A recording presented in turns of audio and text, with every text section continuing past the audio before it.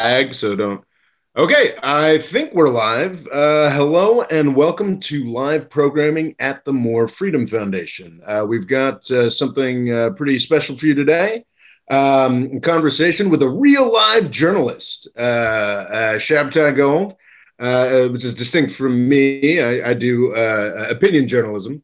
But just some preliminaries. If you're new here, Shabtai and I will talk for 45 minutes to an hour or so, and then we will dive into the Q&A. You may have noticed that there is a live chat ongoing to the right of your YouTube window, or at least, wow, it seems not as much as there usually is, um, but folks in there have conversations while we chat, and then they get into it with each other and complain about us, I'd imagine. You are welcome to be as rude to me as you would like. I'd ask you to be a little more courteous towards my guest, but not towards his ideas. Have at it. If you're being an aggressive sort of shit poster, to use the technical term, I will knock you off. I will block you, and that is not something you should do. You may notice that it looks a little weird today. It's because I'm doing this off my phone. I'm sure there will be many, many technical problems that ensue from here. I ask for your patience. So today, I am talking with Shabtai Gold. Would you like to introduce yourself a bit, Shabtai? How should I introduce myself? I'm a journalist. I work for a news wire, so we do the very basics of the news and all the nuts and bolts, and we don't do a lot of opinion stuff, and we don't try to tell you how to think. We just try to tell you what happened today. So there's lots of different types of mainstream media out there, I would say, and not all of them are highly opinionated. So personally, you've been in a number of countries, and what do you cover now? So I've worked a lot in the Middle East, Europe, and Africa, and I now am in DC, which is a lot of coverage of the US president. I had sort of expected or hoped to be doing a bit more about US foreign policy, but policies... there are people doing policy, but it seems to get upended, and it's a bit difficult. So, and the nature of things in DC is that we're all focused on just day to day. So it makes it a bit of a different ride than I was expecting, but it's still interesting. And by day to day, you mean primarily Donald Trump?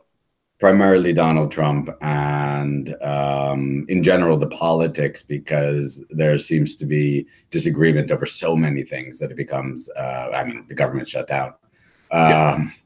What else are we going to say? That's a big deal. It's, there's a lot of talk about the federal workers. That's one big thing, but there's also, the general impact that this is going to have on the economy, and in general, what it's doing with polarization in the country and all of that. It's very, people are at loggerheads. There doesn't seem to be a lot of agreement here. It's enough to keep you busy. For those on the channel who are familiar with the channel, I'm really pleased that I got Shabtai here. We were actually roommates back in Istanbul for most of a year, I think, at different points. And I would never, ever, ever claim to be an expert on the Middle East in any way. But I claim that I provide better coverage than any of the cable news channels. That's all I promise. But I think one of the reasons I had the confidence to do that was actually conversations with Shabtai, because Shabtai is actually a real journalist. He was actually covering what was happening, and in great detail, professionally, rather than just sort of being a bit of a YouTube crank like myself. So it's really a pleasure to have Shabtai on here. As far as the title of this video, which is not, sadly not maximized for SEO, I think it's just something that we both found funny, and I think gets into what Shabtai was beginning to talk about, sort of horse racing in the age of Oxycontin. And while I'm sure Shabtai has a much more polite way of looking at it, I think a lot of what um, he has to cover, being in Washington, D.C., is sort of Trump and who's opposing Trump. And it's all, as I think he was saying, just much more adversarial. And I think, things in the United States are pretty screwed up right now. We've got a situation, there's certainly the opiate epidemic you might have heard of. I don't know the exact figures, but it may have been 70,000 people who died last year. Life expectancy for working class, basically white people, is falling. It's been 2 years in a row that has happened. That is not that throughout the 20th century, the life expectancy of everybody, and actually currently in most other countries, the life expectancy of everybody just continues to rise. It's one of the most positive, pleasant things imaginable. And that just doesn't hold true for the white working class in the United States anymore. And a lot of that has to do with Oxycontin, which is a particular opiate drug that many would argue sort of launched this new opiate crisis. And it's just, yeah, it's the horse race. I've said on this channel, I'm committed to not covering 2020 until 2020, but already it's spinning up. You've got the Trump distraction, which is already bad enough. And now everybody's supposed to start caring about, some congressperson from Hawaii or, a senator from California and providing that same not particularly in-depth coverage of what is actually going on. Well, I think that there's a lot of, the motives of Americans when they vote, when they live their lives is not really very well understood. It's a little bit strange that particularly the American cable news channels have adopted this very far off approach where they sit in studios and they talk about the events of the day, but there's very little on the ground reporting. There's not a real effort to understand why things happened the way they were. There was a lot of this, we're going to go talk to a Trump voter in a diner somewhere sort of immediately after 2016. But this didn't really, and particularly in the cable news channels, it didn't translate into a sustained effort to get to understand the country a little bit better. So there's this DC bubble where everyone's yelling at each other, and no one really understands why everyone's so angry. There's no real attempt to get to understand the pulse of the nation, and it feels a little bit like the way that foreign reporters sometimes report on countries where they report on the very high-end politics or a death toll, or maybe a cute story, but you don't really get to know anything. I mean, what do we as Americans know about these? We know very little. And our media most media doesn't really help us understand them better. And I don't think it's doing very So you sort of expected to have a better situation when you got back to the United States, like perhaps have the opportunity to dive in a little more? I mean, look, it's no secret that local media is really, the more local the media, the more important it is to the more national, to the international, and you build off of each other. And when there's not a lot of local reporting going on, either because the media outlets are getting decimated, I think the number of working journalists in the United States is half of what it was 10, 15 years ago. Newspapers are shuttering their doors all the time, or that has a huge impact. And the people with the money and the people with the resources are yelling at each other in studios, and there's a lot less of an effort to actually go out and understand stories. I think we were talking earlier a bit about this issue with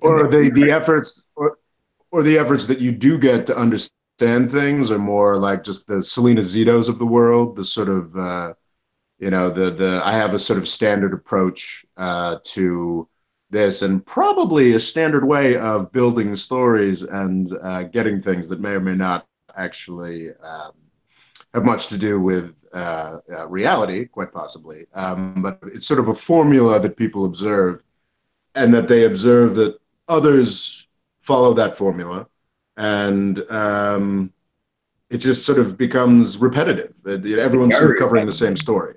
It's very repetitive. Tremendously shallow way. The shutdown's already been going on for a month, and I would have expected that this would be an opportunity to get out of the studio and cover. If there's not going to be a vote tomorrow in the Senate, then what's the point of covering the horse racing for a minute? You can go out and do something. Hey, Shabtai, I think we're, hey, Shabtai, just to, not to interrupt, I think we're going, I think we're losing connectivity. Do you want to just shut off your camera in the Hangout? Yeah. Okay. You can mute your camera in the Hangout window. Yeah. Okay. Yeah, and I think, yeah, so I think that should hopefully make us come through a little better. We weren't coming through too well on the window, a little too laggy. No worries. But if we just go audio, it should be better. All right, we can try the video again. A little bit. So as you're sort of saying that the shutdown has made things worse, but I mean, do you think it was dramatically different before the shutdown?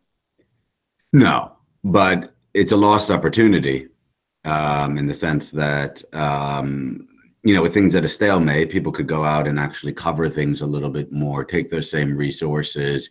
But it's not like, I mean, I hate to pick on one network, but take CNN, which has a international version, which many people outside the country only see and people in America never see. And the international version is more about telling several stories every half hour, having longer form programming at the second half of the hour, as opposed to this just endless tirade of flashes coming across your screen and breaking news, and all of it very focused on a 1 square mile in Washington, D.C. I mean, it's just we missed a chance to tell the story of the country. And if the national broadcasters aren't doing it and the local media is going through some real tough times, then there really isn't anyone left to do those stories. Do you think it's fair to say that we've seen a real indication of how important print journalism is versus cable journalism? I mean, there still are. I mean, it's no telling how long it will last, but there still are, large cable news outfits with money to burn. I mean, they are well funded, and if they had actually, put any effort into developing larger stories, actual journalism, I think we'd be in a much better space. But they all sort of seem to be doing the same thing. They do, and they don't leave that space, which is an issue. I mean, it's also, it's not just we think of the cable networks, but a lot of, they're not out there going deeper. I mean, tomorrow morning, NBC's on their main morning show, the Today Show, are going to be interviewing one of these kids from the Catholic school that was all tied up with this Native American incident. But to me, it's shocking that, they can do that interview or not do that interview. That's their judgment call. But it's not accompanied by, sending reporters on the ground to find out what the conditions are of Native Americans in this country, to find out what the conditions are on reservations. And if they have to make it super topical, they can go and check on how the shutdown is affecting Indian reservations, which are very dependent on federal programs for, let's say, medicine and food. But this just isn't happening. And there's a real gap. It creates a credibility gap. It adds to the sense that the media is just obsessed. And at the end of the day, the consumer knows less. You were asking earlier about print. I think print, by definition, the daily paper and the websites of these big papers cover a lot of stuff. Yeah. They try to cover the country. They also get a little bit stuck in the DC wormhole, but they do try to go out there. They do have national bureaus. They do reporting that leaves DC and New York. And I think that that's significant. And I think that more and more people want to hear good stories. People, watch the news because it tells them what's happening, but also because it's a chance to hear great stories, human interest stories. Still one of the most popular podcasts out there is This American Life, which just tells people's stories. And, it's a shame that doesn't get done in a more topical environment and relevant to the issues of the day.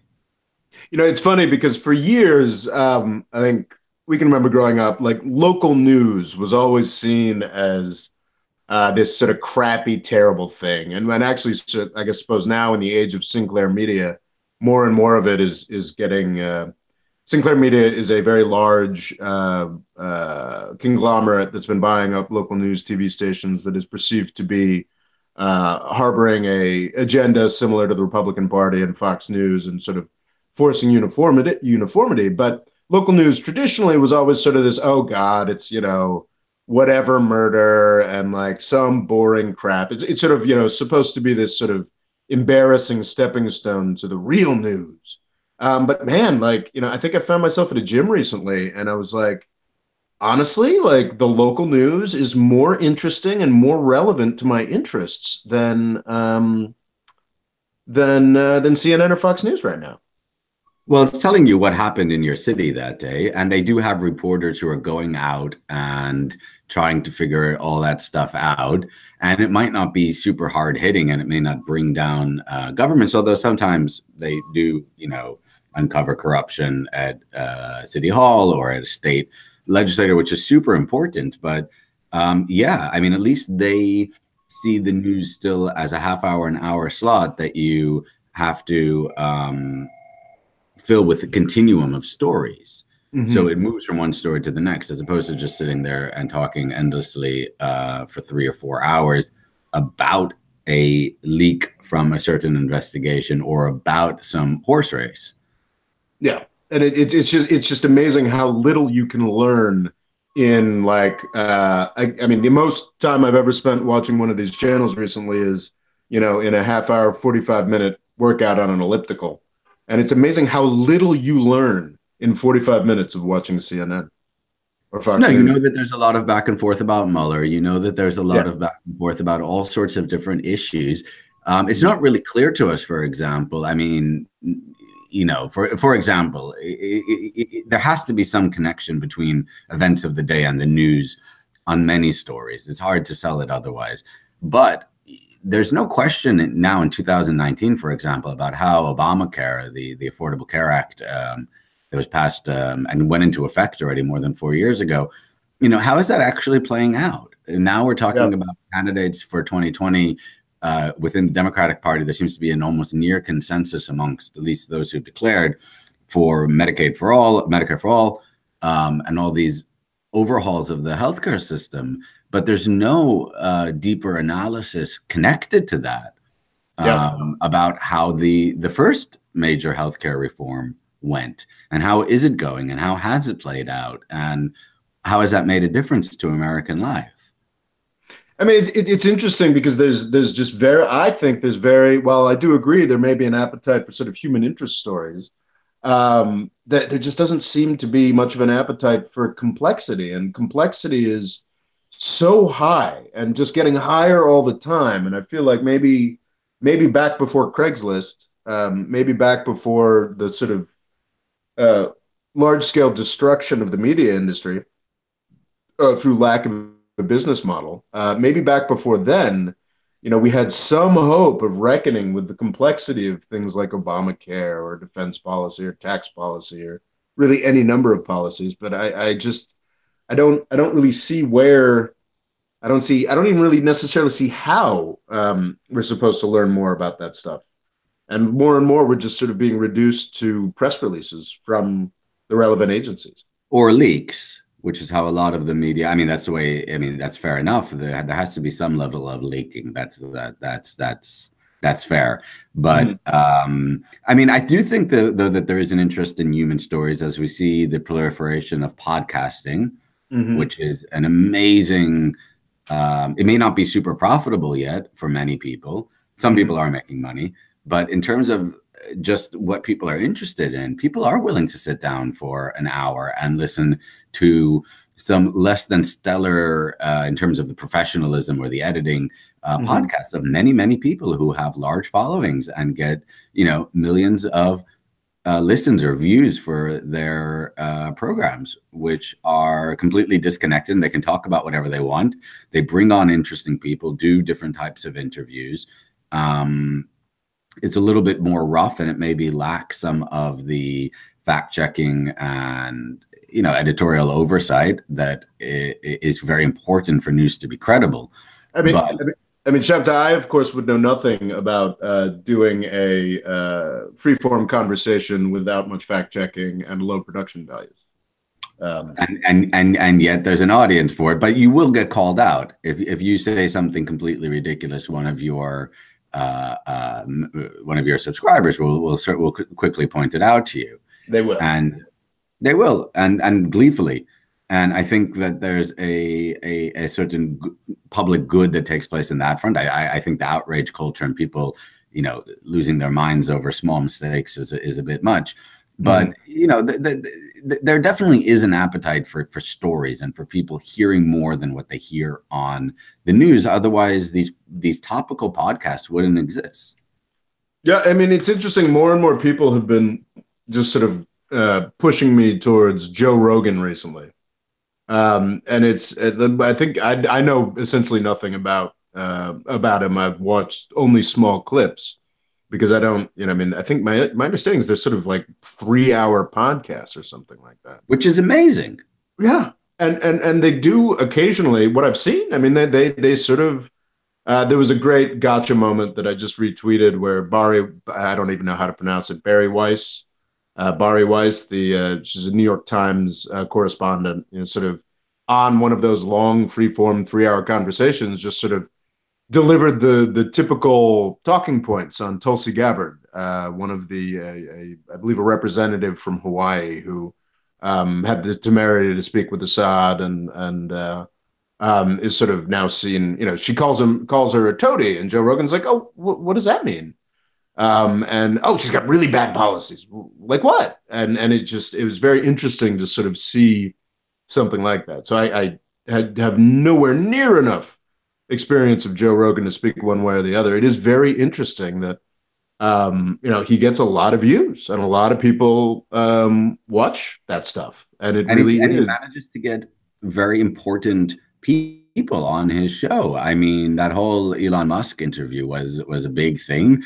Mark Maron at his podcast, he got President Obama back in the day when the Obamacare was being rolled out, and that was one of the key media appearances of that president to push his plan. This has been going on for a while, and there's a ton of them. People are really interested in that. You see people asking each other all the time, have you heard any good podcasts lately?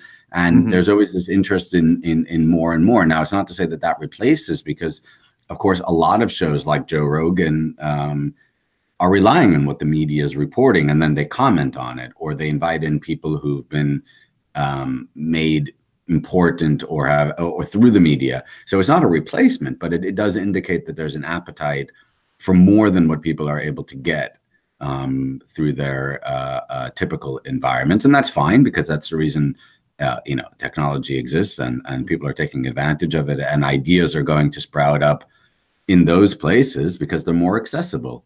It's hard to get a TV show up and running, but you can do a podcast much easier, and the barrier to entry is lower, and if you have a good idea, it'll take off.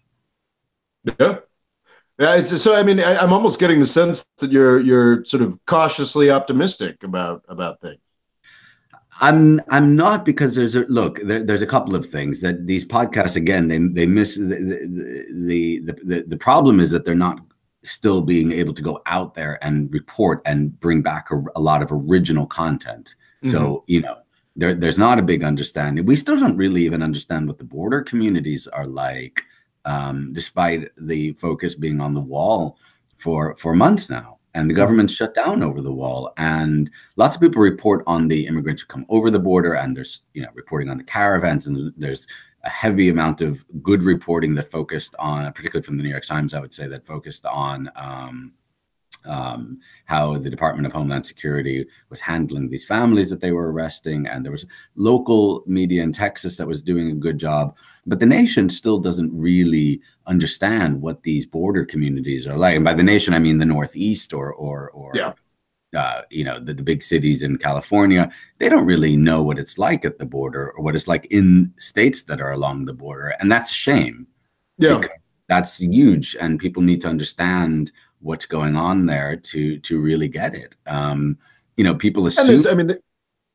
and there's extraordinary diversity with what goes on there. I mean, you sort of in Texas, it's sort of a slow fade in terms of people and mixing, into the border. In San Diego, it sometimes seems like it's just, mostly Midwestern white people all the way up to the border, and then sort of in a lot of other places, most of the border,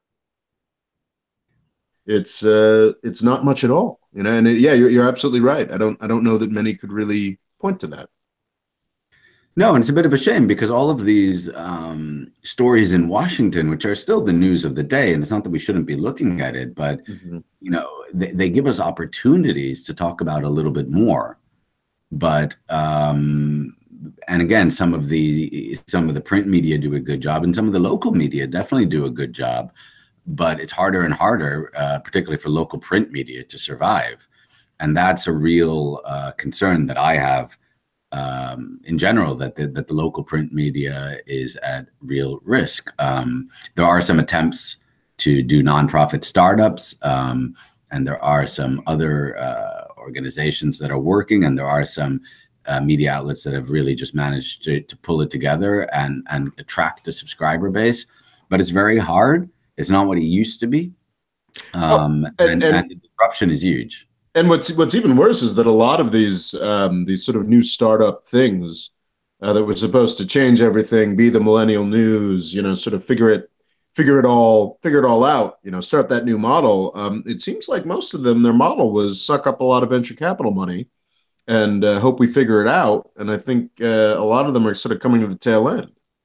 There was Mike, which was a very prominent new media venture that employed, I think, upwards of 50, 100 people, and that just folded. I know Vice is laying people off. I know Vox, I think Vox is safer because it ended up getting bought by Comcast, I think. But Yeah. I mean, BuzzFeed, things are looking kind of grim. It's extraordinary.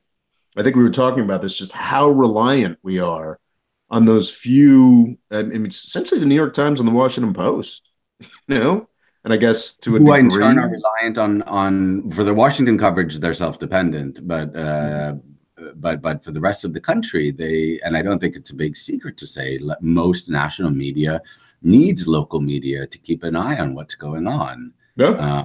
And as that gets weaker, your national coverage, the national papers are going to find it harder to cover the local issues, and that's a big concern that will happen over time.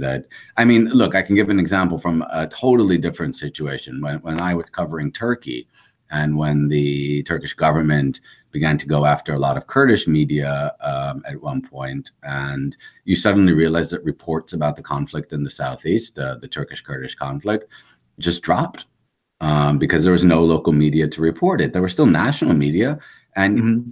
it wasn't only that they were facing restrictions, it was that they also simply weren't on the ground to get the information anymore. Yeah. It's not like the New York Times can send reporters to the local school board in Poughkeepsie, right? Let Definitely alone not. Peoria. And it's difficult to even keep track of, let's say, their core. They try to cover upstate New York, or not upstate Albany, the state capital. They try to cover New York City Hall. But they're not going to be able to cover Montana's state legislator. No. And if there's a ton of corruption going on, no offense to Montana, but anywhere that there's a ton of corruption going on, it can be very difficult for the media to report on it and to know about it and to understand how that's affecting big issues, whether it could be massive construction projects or projects that don't go ahead. It could be all sorts of things that, it could even just relate to local relations and job creation, which then has a massive impact down the line on how people are doing financially and otherwise. It could be their school districts. Rural areas are emptying out. People are moving out of rural areas. It's been a trend going on now for a number of years. And, that's not necessarily a bad thing, but it's also probably not a great thing. Yeah. I mean, it's interesting you mentioned corruption. I mean, I think when people envision corruption in the United States, they think of sort of New York or, machine politics in Chicago. But man, it is just fascinating. Like I've been lucky enough to travel around the US a good bit over the past couple of years, and just everywhere you go, it's just so fascinatingly shady, It just I was in Wyoming over the holidays, and it's essentially the state is essentially owned by. It's one of the most extraordinarily beautiful places I've ever been, and it's essentially owned and run by and for the benefit of fossil fuel company, or fossil fuel companies, and it's kind of extraordinary. And yeah, I think they're probably as recently as 20 years ago, Wyoming, a state of barely more than 500,000 people, probably had 3 or 4 local papers to cover all that, but no longer. No longer, and it's not even there. It's also areas in California, like you're looking at cities that are losing their papers, and papers that, when you go through the historical archives, these are papers that are mentioned in history books because they did really important reporting. And it's not just, classic creative destructionism of capitalism. Nothing's replacing them. Yeah. And that's the big difference, that there's simply nothing replacing them. And we don't really know what's going on in so many places. And instead there's a lot of reliance on polling data to sort of understand America. But I'm not convinced that polling gives you the full taste of things. And again, it's not also about keeping an informed electorate, which is one thing. It's also, offering people a chance to hear stories of Americans. Well, I think I have sort of a shtick that I've been meaning to sort of write up and turn into video form, which is just sort of narrative trumps data. I mean, in politics, in business, in economics. Well, maybe not economics. It's it's the narrative that you convince people to believe that we all construct around ourselves that ends up being much more important. And yeah, you're absolutely right that if what we know about Montana is reduced to what people in Montana think about a couple questions that were formulated in the Washington, D.C. or New York suburbs, then we're not going to know a goddamn thing.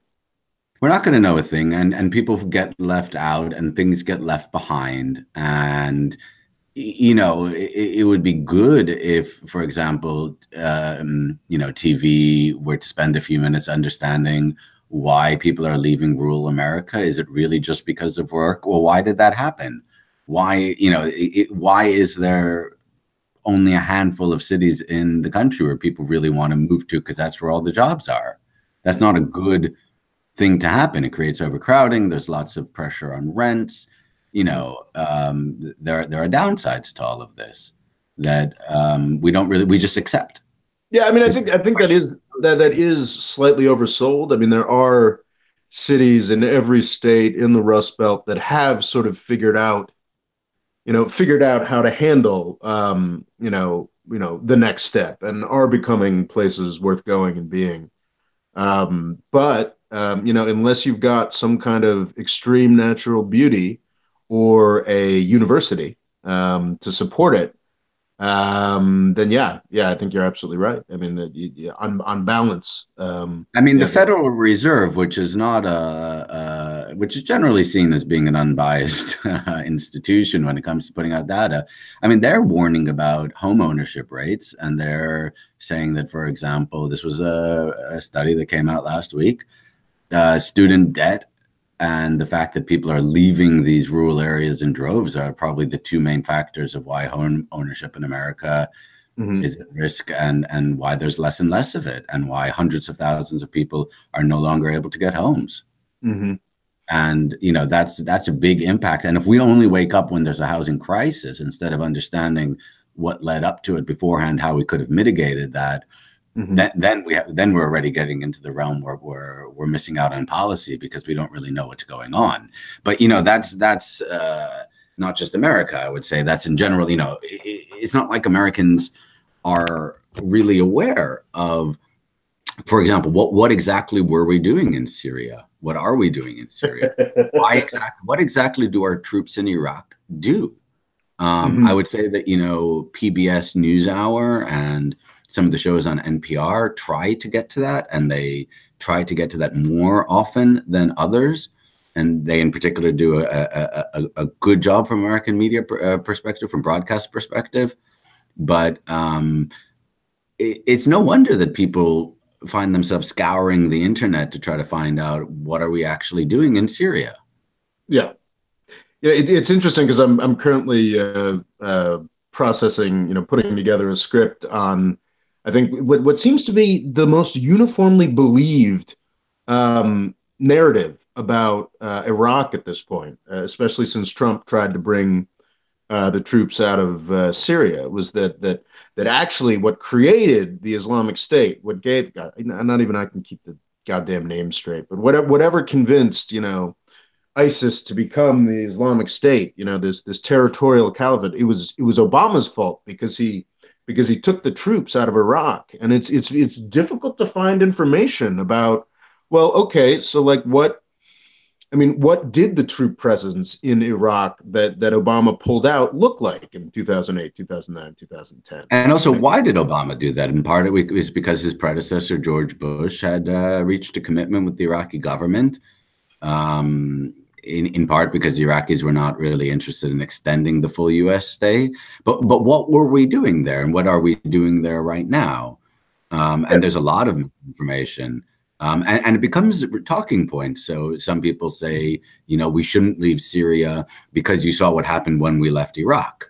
Yeah, but that's not exactly the same. Whatever your opinion of Syria is, fine, but you should get to that point based on the real understanding, rather than just sound bites that are thrown at you in a different context. All of a sudden, everyone became an expert on Syria for a couple of days. And then again, it's gone. Yeah, it's quite. I would say I saw, for example, Richard Engel at MSNBC went to northern Syria and did some really good interviews.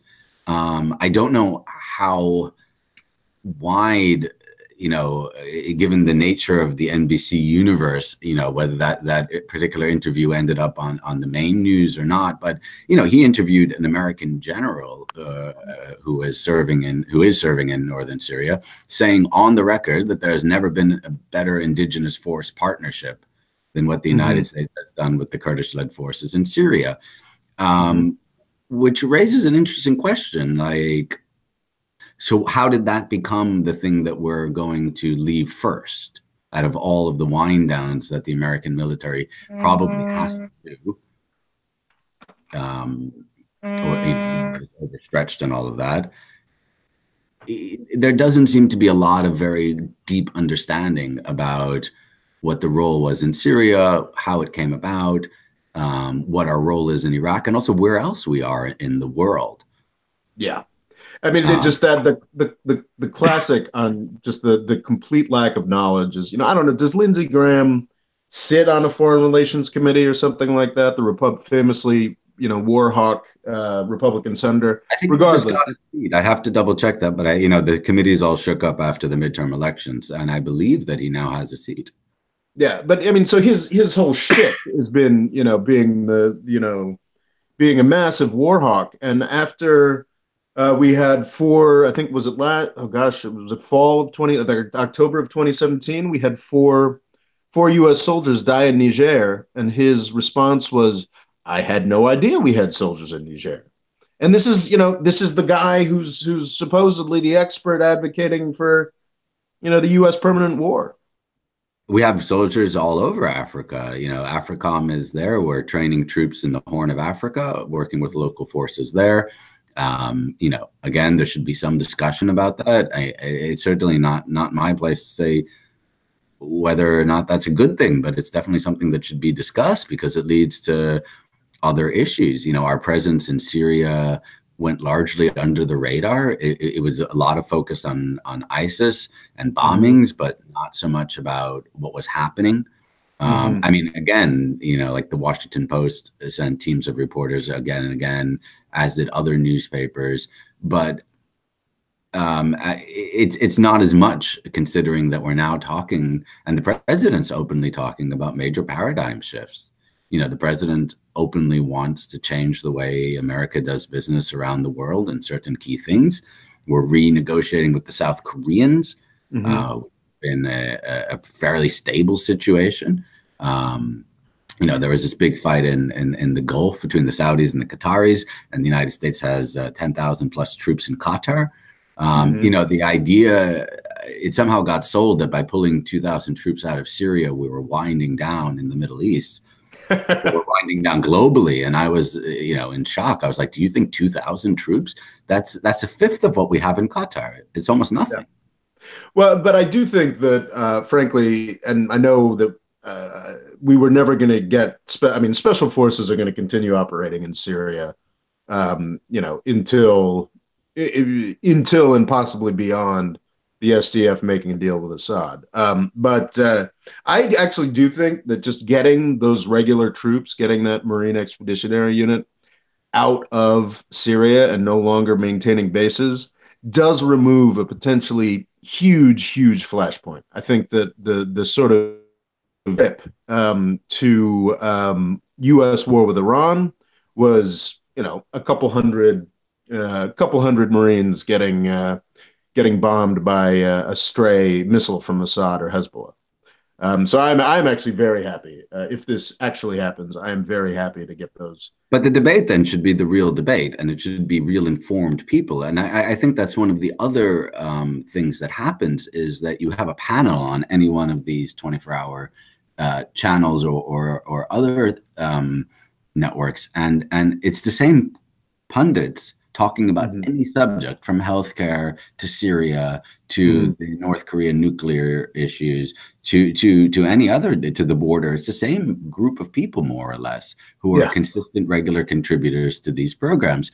Whereas if you take one of my favorite news programs, which is PBS, the public broadcasters news hour, where they invite experts on every subject to come, and you don't get a lot of recurring guests because by nature of it, you're constantly inviting onto the show very specific people who have specific knowledge about specific events, and they're able to offer their specific take on that issue, but they're not going to be able to comment on the border wall if they're experts on counterterrorism, and they're invited on for Syria. And that's a very good question. Do we have to be so familiar with our pundits to be able to get the news from them, or can we trust the program again, and the way that Americans used to, where they tuned into one of the big networks to get their evening news, and there was a lot of trust there. It's very interesting that you just say that, because I just sort of thinking about it. It's so rare that there's an expert who actually knows something about the topic being discussed on MSNBC or Fox News or CNN, that whenever it actually happens, it becomes a sensation on social media.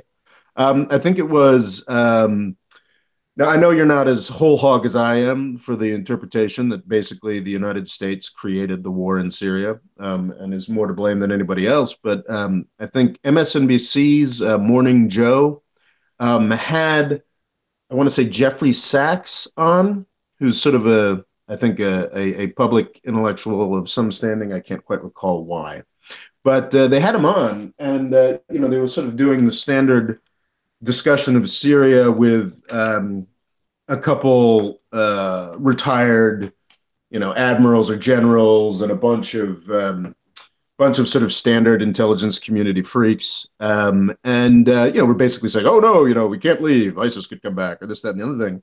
And it was interesting because Jeffrey Sachs was like, oh, but we created this. This is the end of a ridiculous policy that really needed to happen.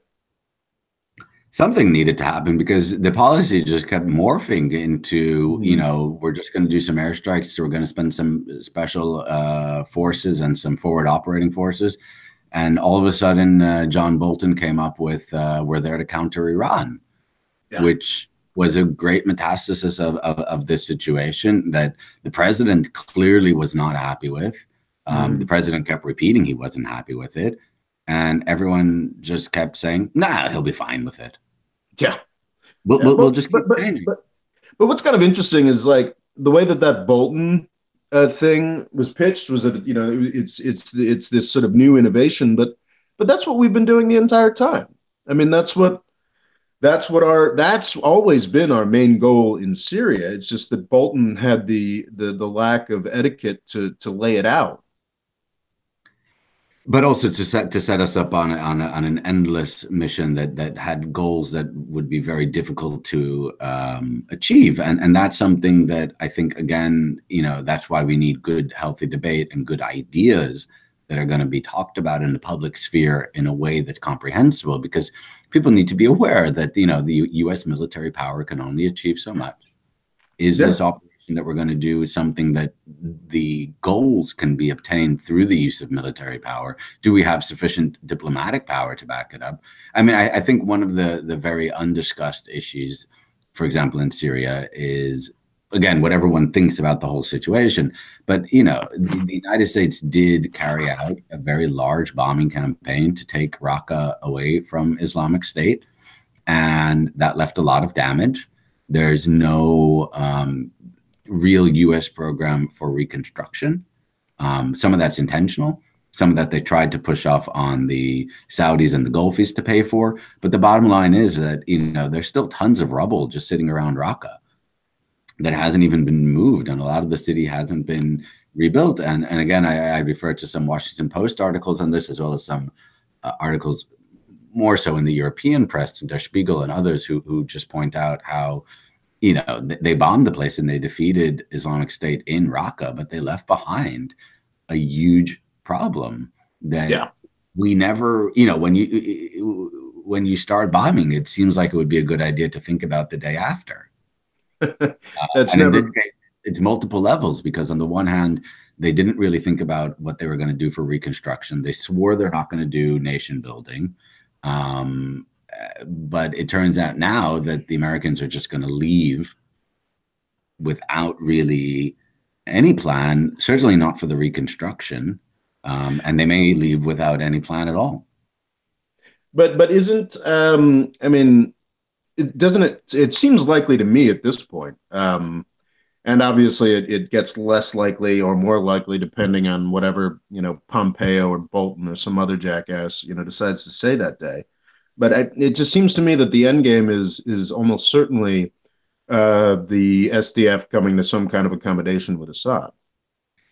Yeah, I mean, my only point to make about that is that there was a lot of talk in the lead up just a year ago to the Turkish operation in Afrin, and there was a lot of talk about whether or not the Kurdish forces would be able to cut a deal with Russia and Assad to stave off the Turkish offensive, and it didn't work.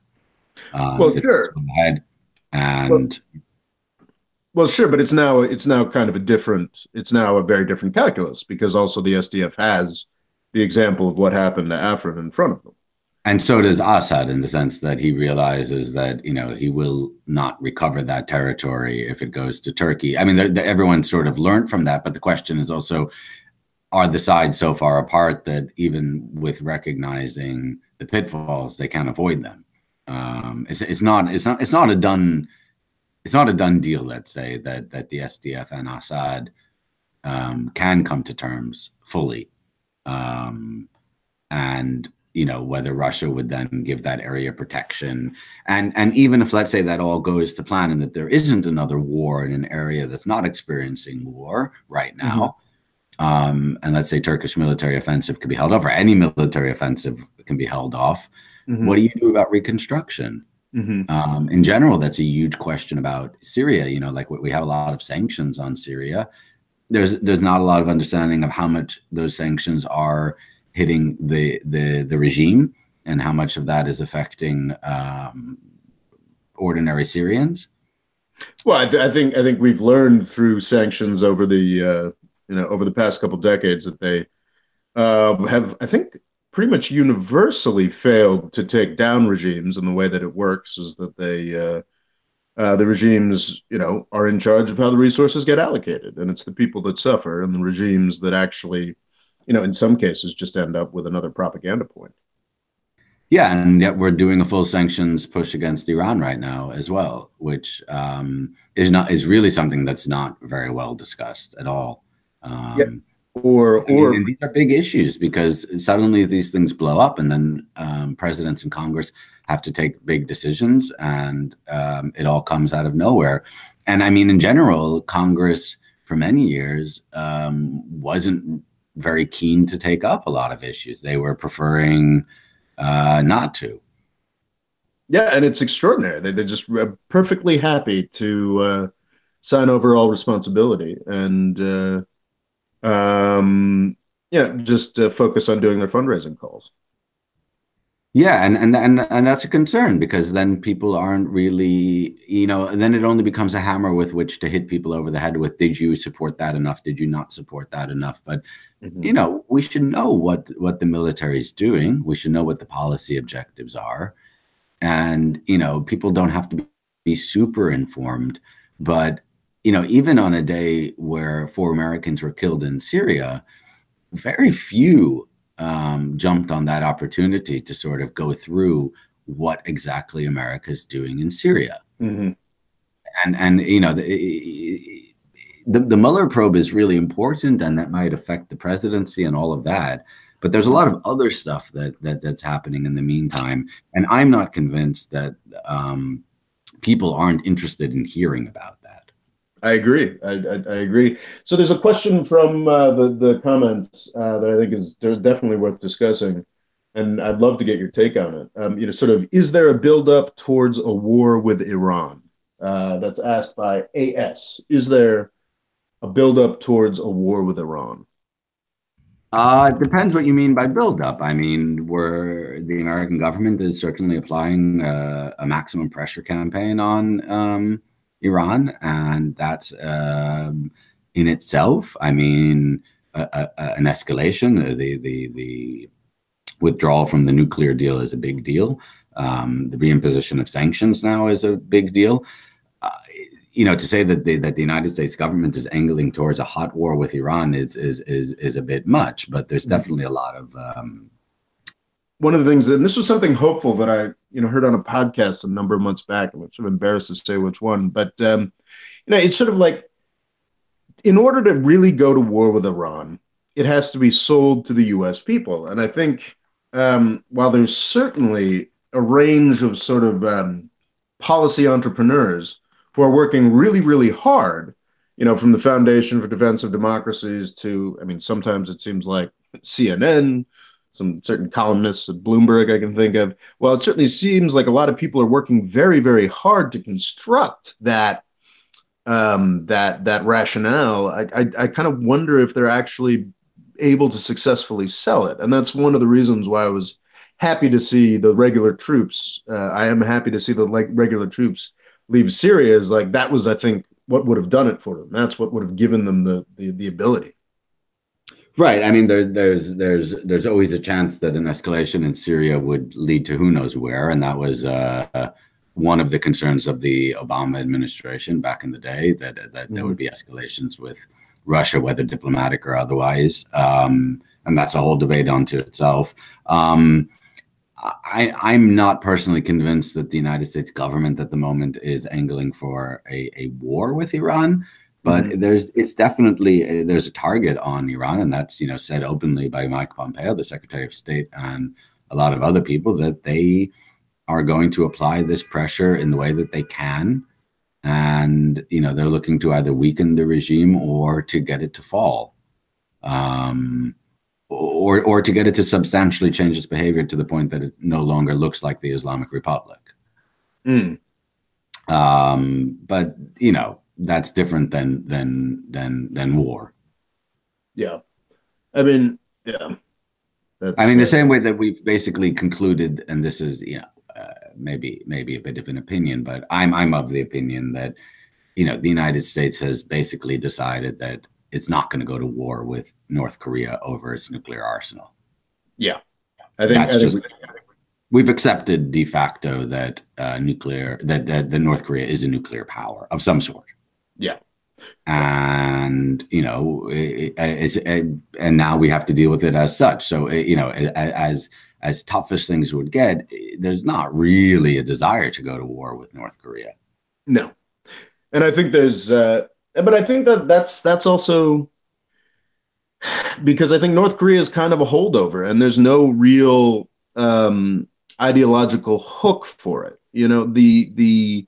There's so much investment in so many media organizations in telling the story of the evils of Iran. The way that they've taken Syria over or taken Iraq over, or this, that, or the other freaking thing, and a lot of that is wrapped up in sort of animus towards Muslims and animus towards Iran for things that happened 40 years ago.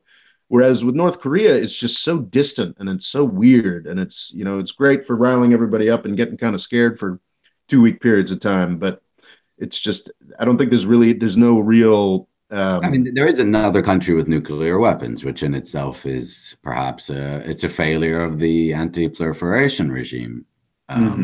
This international setup that was meant to protect the world from more states acquiring nuclear weapons and thereby leading to a nuclear arms race amongst the non-superpowers was dealt a really serious blow by the North Koreans, and then we pulled out of the nuclear deal with Iran, which has really made the Europeans quite upset.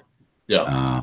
And they basically don't understand why that happened. It looked like things were moving in the right direction, and then there was a complete reversal of policy. So in that sense, it's these escalations are dangerous, but I think it's also important just to keep in mind that all of these governments, I can't say much about North Korea, but Iran, they're not completely irrational actors. They want to live to see another day, and they certainly want to thrive in some sense. So it's not as if they want to go to all-out war with America either. Yeah, that's even if some of their rhetoric contains that, and that's something that's easy to latch onto. Death to America or death to Israel chants. Yeah, that's such a vital point. Is and honestly, though, I would think that North Korea's leadership is more unlikely to use those weapons, vastly more than Iran. There's, as I said, their constituents really invested in sort of trotting out, every time, somebody in the Republican Guard hierarchy says something inflammatory and belligerent about Israel and more, that is trumpeted all over the world. And you can find people who are sort of enthusiastically repeating comments from the supreme leader, or for Ahmadinejad, a guy who hasn't been a president for 5 to 10 years at this point. His Twitter feed's a riot. Yes, if for anybody, if you aren't following Ahmadinejad, you should, because it's truly odd. Do you have any sense what might be behind that? I mean, does Ahmadinejad even speak English? He's just got some guy in his office.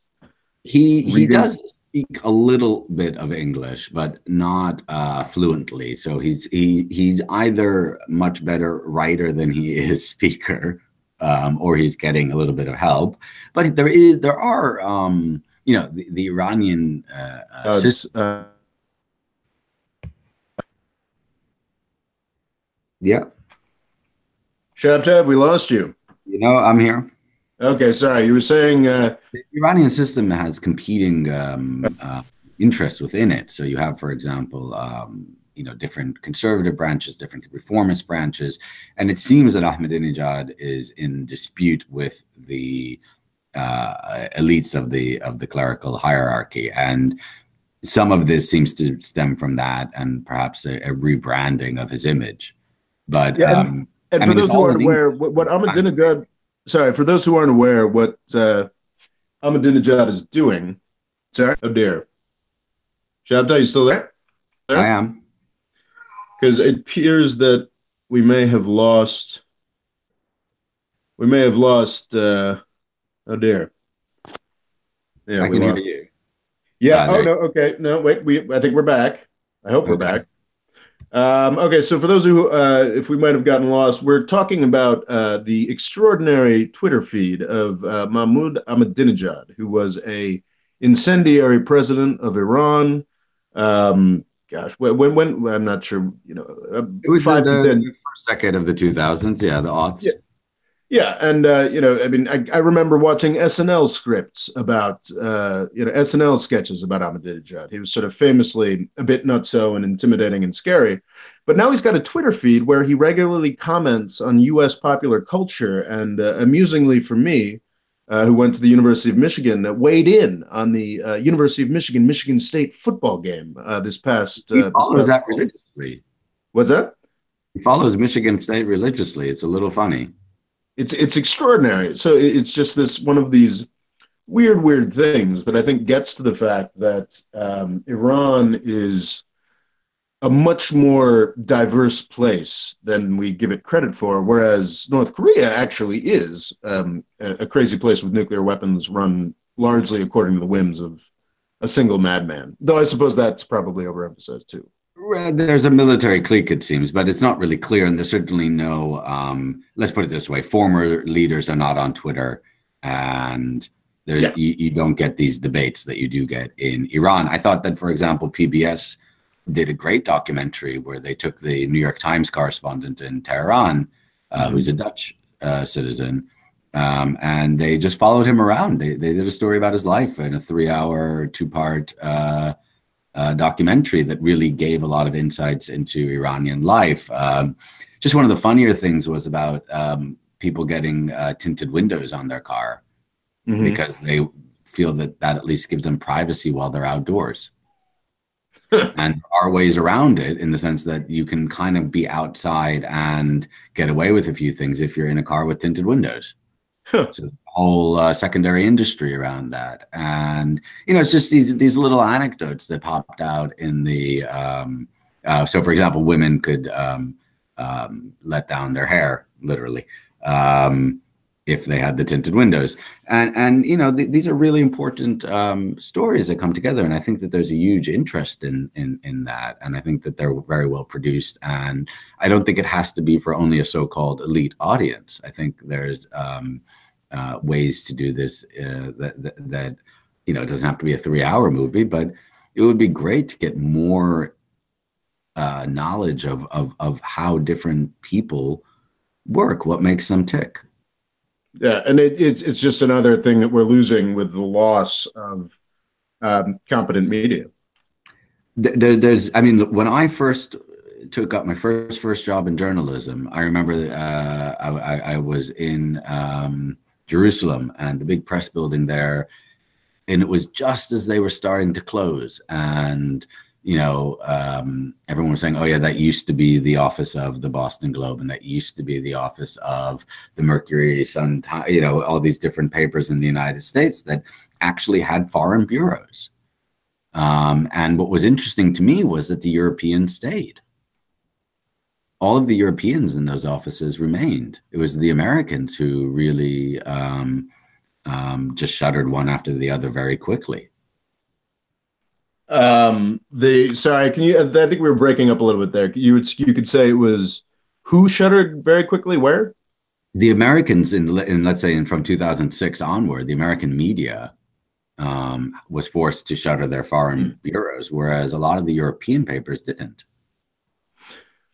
And that created a bit of the Europeans somehow get more foreign news now. So Shabtai, I think the quality of the quality of the call is really diminishing. Okay. And we've been doing it for about an hour and 10 minutes, and I think you said that you were interested in taking. So how about, do you have a Twitter feed or anything that people could follow if they were interested? They do.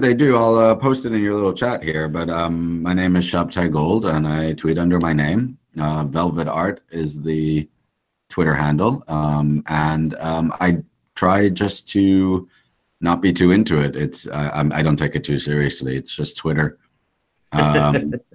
you know, reality is what goes into the news stories. I mean, don't get anything wrong on Twitter. That's important, but you know, it's a place for conversation. Yeah, and Shabtai's Twitter feed is great. It's a good mix of you know, really great information on a wide variety of things, and also a good sense of humor.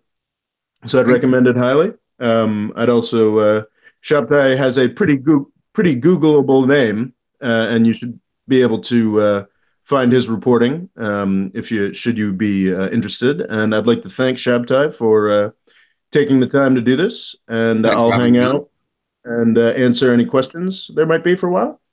And there you go. Thanks, man. All right, man. Thanks. Appreciate it. No worries. Bye bye. See you, man.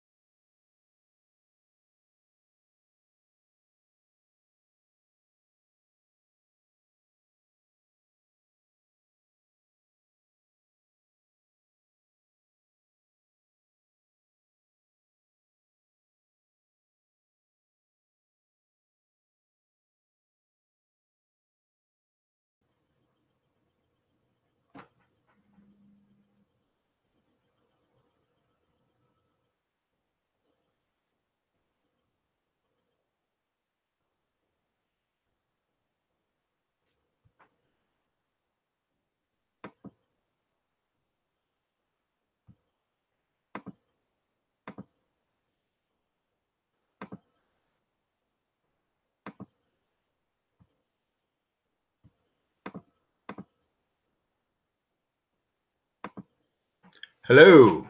I'm afraid we lost some connectivity there. Not sure if anybody's left. I see that the reviewers are dropping off. I'd like to say thank you so much for those of you who are still here. So much, and sorry for the technical difficulties. I'd like to say thank the stream is still going, only barely, and there are a few people left. But I will spend a little bit of time answering any questions. I'd like to say thank you once again to Shabtai Gold for. I'd like to apologize to him for the technical difficulties we had to deal with. Not sure if you guys caught it, but wanted to say that Shabtai can be found on Twitter at Velvet Art. He's got a great Twitter feed that provides some interesting information and also has a good sense of humor. So perhaps drop by him. I am Robert Morris. This is the More Freedom Foundation. Learned a lot with this live chat. It sounds like my live chat, seems like my live chat audience is more international. So thank you to folks I know who tuned in in Israel, even though I know it's pretty late. And I'm very grateful that you folks joined. So I'll just take a look through a few of these questions that are here, and certainly ask any more if you'd like. Local Cool Extreme asks, is there any hope left for Venezuela? Which I think is a fantastic question, and one that I am not really that up on. So I would say it's a place that is in dire straits. It's been desperately mismanaged for a number of decades now. I think its sort of saving grace with Hugo Chavez was that it was at least led by a good politician. Maduro is not a good politician. And that is a real concern. Also, they are not being helped in the slightest by every arm of the U.S. government, from sanctions to non-governmental issues or quasi-governmental issues, from banks that are no longer willing to lend, court cases in the U.S., and just a wide range of issues. So, of course, there is hope for Venezuela. However, I do not believe there is any hope for Venezuela under Maduro. That is not, I repeat, not an endorsement of any kind of regime change or intervention on the part of the United States. I actually, I think a sort of standard way of looking at it is like, oh, well, it's the countries around them that should do things. And I don't actually believe that's the case either. It's the Venezuelan people. And it's horrific that it's gotten to this sort of crisis point. But unfortunately, I think it should be left to the Venezuelans to solve. So I think the hope that there is for Venezuela is to be found in Venezuela, nowhere else, really. Do we have any further questions? I hope to be talking to Shabtai again at some point when we've got a better handle on the technical issues. That was unfortunate, and I apologize that was difficult. Once again, you can follow Shabtai Gold at Velvet Art. You can follow me on Twitter at RaboLaw, and you can find a video every Tuesday here at the More Freedom Foundation YouTube channel. I generally do a more professional job than this video. Okay, questions. There are more questions. Oh, wow.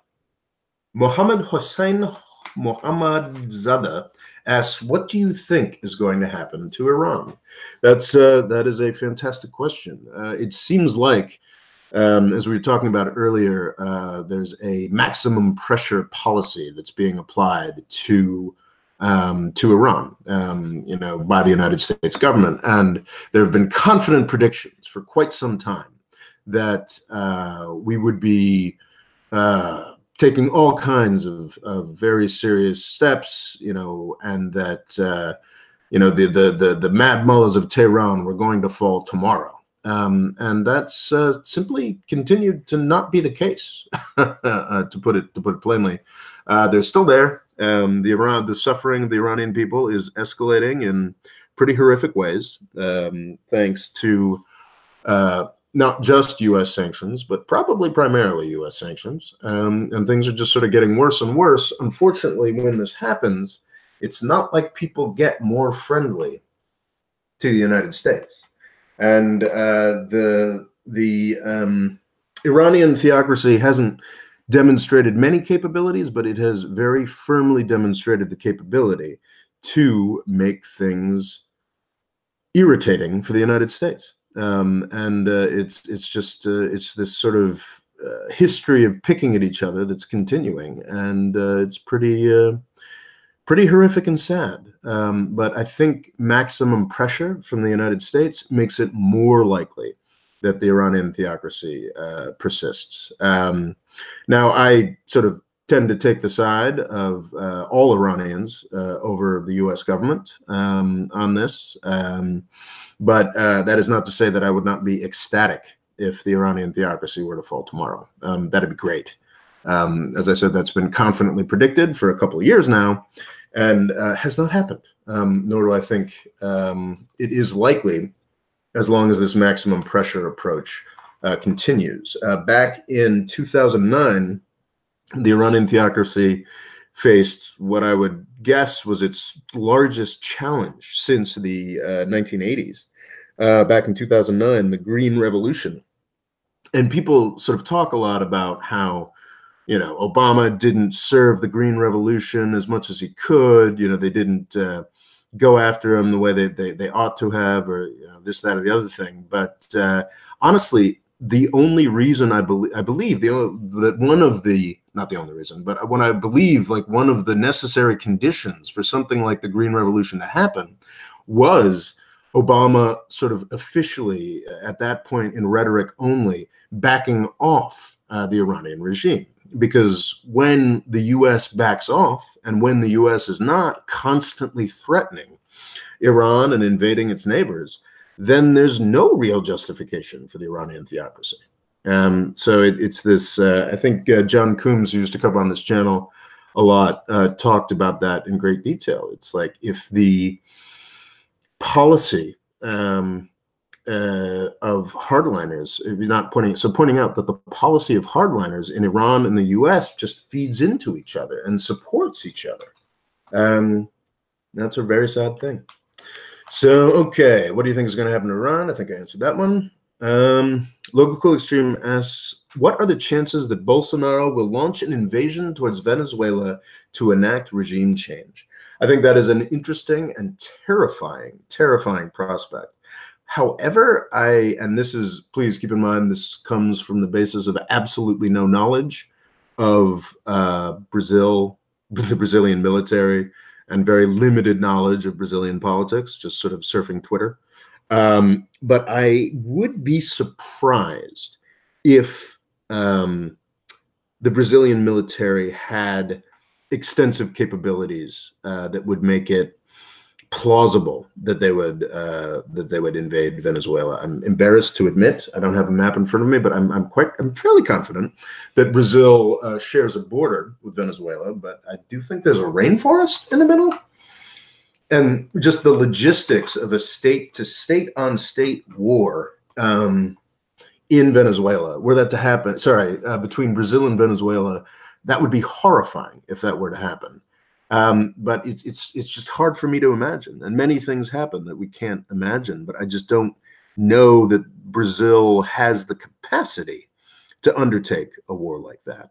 It's interesting, the history of the 19th century in Latin America included, honestly, some of the most horrific state versus state wars in human history, ones that we hear very little about. I can't remember if it was Paraguay or Uruguay that lost sort of most of its male population in one of the wars of the 19th century. But I think, with very, very few exceptions, there were only, I think, a handful of conflicts, quite possibly border conflicts, in the 20th century in between Latin American states.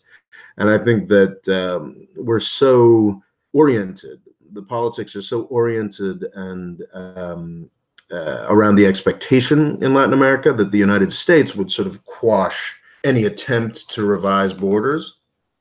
I believe, I have no basis for this other than a story I was once told by a Costa Rican, but my understanding was in the 80s, perhaps. Daniel Ortega, perhaps, actually, no, I don't even know what era it was. It was some point in the 20th century in Nicaragua. Whoever was running Nicaragua, made it seem likely that they would invade Costa Rica, which is really problematic, would have been very problematic for Costa Rica, because one of the reasons that Costa Rica is well, I guess Panama's in better shape now, but one of the reasons that Costa Rica is one of the happiest countries in South America is the fact that they don't have a military. So this idea that Nicaragua was threatening Costa Rica was tremendously frightening. And my Costa Rican friend told me that after these threats had been made, within a week, Costa Rica had significant elements from the United States Air Force. So I think there's been such a belief or understanding in Latin America that sort of state-on-state war would not be tolerated by the United States, that they don't have the capacity. At this point, I'm sure the Trump administration would be delighted to let Bolsonaro invade Venezuela. I wouldn't be surprised if they're advocating for it, honestly, behind the scenes. But if there isn't the capacity in the Brazilian military present to take that on, I think that Bolsonaro would be conscious that he wouldn't he wouldn't want that kind of fiasco and disaster unless, you know, things started going horribly for his government in other arenas, or, you know, he really is this horrific dictator figure that would use it as an excuse to consolidate power in Brazil. Now, I'm not saying that Latin American militaries aren't frightening. They are absolutely frightening. But for the past, I think, you know, certainly through the Cold War era and today, I think they've largely been focused on sort of brushfire wars and crushing you know, crushing insurgencies and military and, you know, dictatorships, that sort of thing.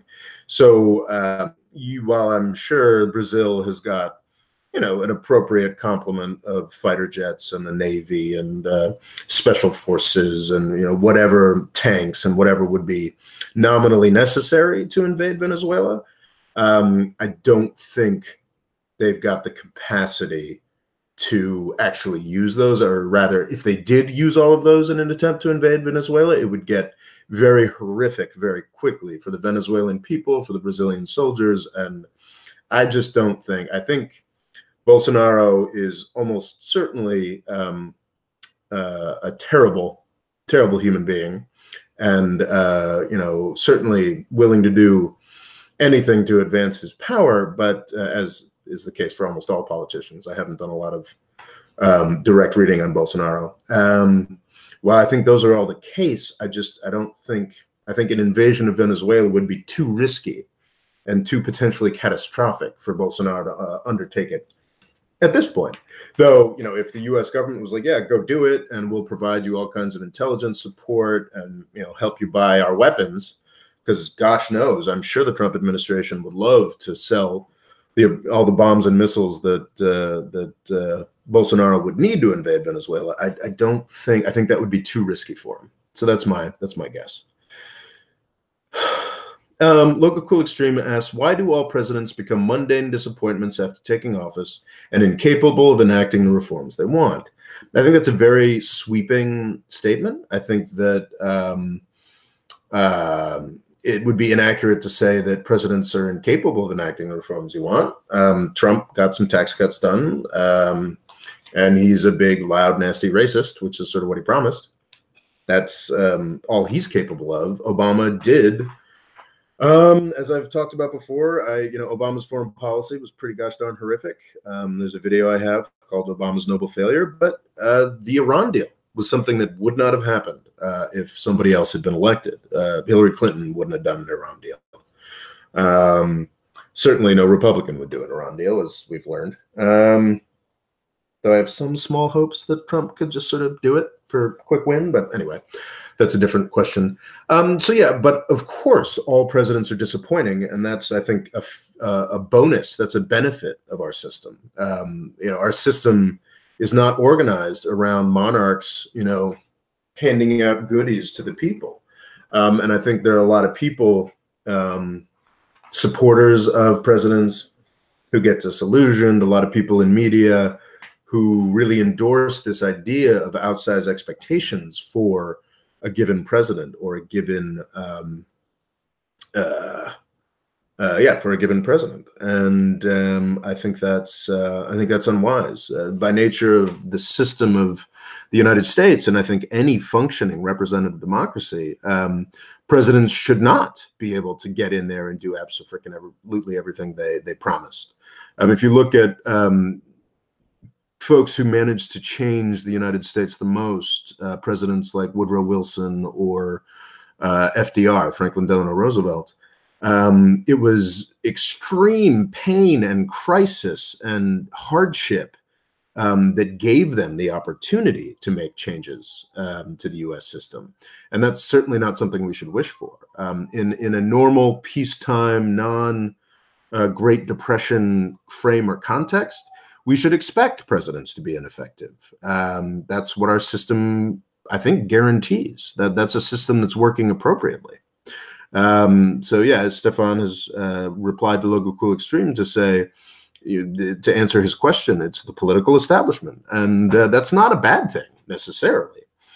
I think we have gotten to a point where the priorities of our political establishment, our political parties, and the majority of our representatives are too divorced from the interests of the people. But we shouldn't, and who knows? Maybe a Bernie Sanders is a sort of necessary corrective to that. But I wouldn't want Bernie Sanders to get in there and sort of instantly be able to institute free college for all and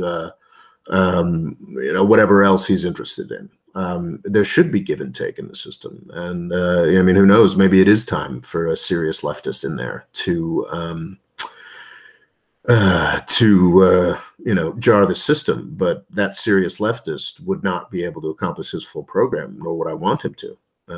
So there you are.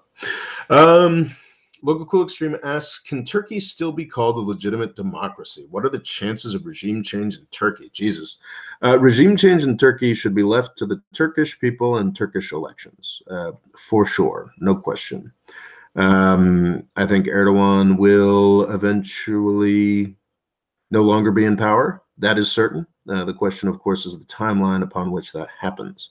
I do think if Syria stabilized, I think that would, if Syria stabilized, if refugee flows, one of the reasons that Erdogan has been able to be as malignly effective as he has been is because he has been governing in the context of permanent crisis, certainly since 2013, if not 2011.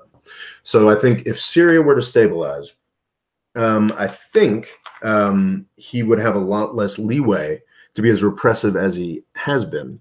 And I think in all recent Turkish elections, we've seen, well, that probably overstates it. I think he's had some of the best performance of his career in recent elections, but once again, in some recent elections, but once again, that has to do with the crisis of the war in Syria and the refugee flows and this, that, and the other thing. And people want a strong man when they're dealing with insecurity. So if things in the Middle East region could finally calm down a bit, I think Erdogan gets a lot more shaky. Can Turkey still be called a legitimate democracy is a very interesting question. They still have votes. There is definitely sort of chicanery and serious problems with those votes. There's no question there. I think, I haven't read up on whether those are considered free and fair elections. There's also no question that for at least the past 6 years now, I guess coming up in May, Gezi is a good time to, the Gezi uprising in May and June of 2013 is a good time to date everybody's souring on Erdogan from, because prior to that, Erdogan had some pretty serious support from the U.S. and to perhaps a lesser degree Europe. But so there's no disputing that the results of Turkish elections have been troubling to much of the free world, for lack of a better term. But just because those results are troubling doesn't mean it's not democracy. So, yeah. Do we have any more questions? We've been doing this for a somewhat broken up and not very effective hour and a half now, so I could wind up, but I'm happy to answer any more questions. We got 11 people watching now. Could Trumpists, that's an interesting question, Logo Cool Extreme asks, could Trumpists manufacture, Trumpistas, Trumpkins, Trump supporters, manufacture a false crisis to enact the reforms that they want? That's certainly possible. I mean, gosh, that's what we saw. That's what there's no question. While the problems at the U.S. border, the issue of Central American asylum seekers, unaccompanied children with families have been present, certainly throughout the Obama administration, perhaps before, and been poorly handled during the Obama administration as well. I think there's no question that Jeff Sessions, the guy at the DOJ, and Trump as well, Sessions in service to Trump, have been fiddling with the asylum rules, the asylum processes, the just sort of general way that we handle folks showing up at the border wanting to come in. They have been consciously screwing with that and making it worse, and creating a crisis that does not exist. So yeah, I mean, that's there's a lot of ways you can go with that question. Are they going to manufacture a false crisis to enact the reforms you want? I mean, if you're talking on that level, have they messed up the asylum rules, messed up the policies for dealing with immigrants enough to create a crisis? That's already happened, and it seems to have largely failed, which is nice. Are you asking about the possibility of some kind of, sort of 9/11 conspiracy theory? Are they going to put together a false flag or blah, blah, blah? I think we don't really have to worry. Well, I am not someone who believes we have to worry about that in the case of 9/11. I believe it really was largely what the official story says it was, though what we've done since 9/11 is the true scandal. I think that we won't even have to worry about the crazy conspiracy theories about the Trump administration, because goddamn, these people are incapable of doing anything. They're just not very competent people. Logo has said, no, a fake invasion or regime change. Well, what do you mean by a fake invasion? We have a huge apparatus that loves making invasions and real regime changes, or at least attempting regime changes. Obama did a lot of that in Libya and Syria and Yemen, in fact. So yeah, that's certainly possible. I have gone back and forth on this. Donald Trump ran as somebody who didn't want to start new wars, who thought that the things we do in the Middle East are crazy. As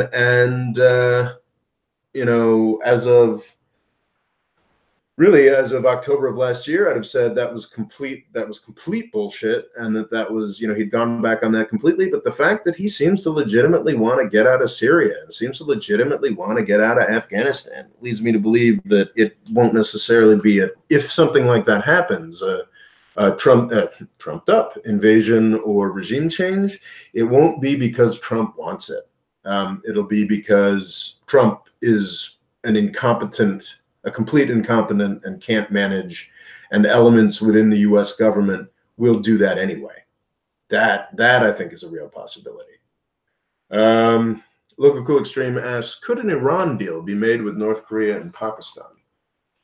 Well, I think they already have, to a degree. I mean, that's sort of the whole premise of Trump's, going and meeting with Kim Jong-un and all that, is the idea that they are doing a deal. And of course,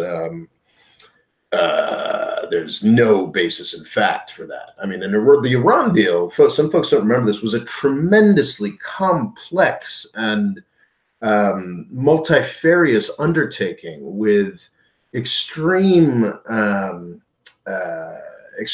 detail and attorneys and scientists and bureaucrats and everybody just going crazy, just extraordinarily difficult.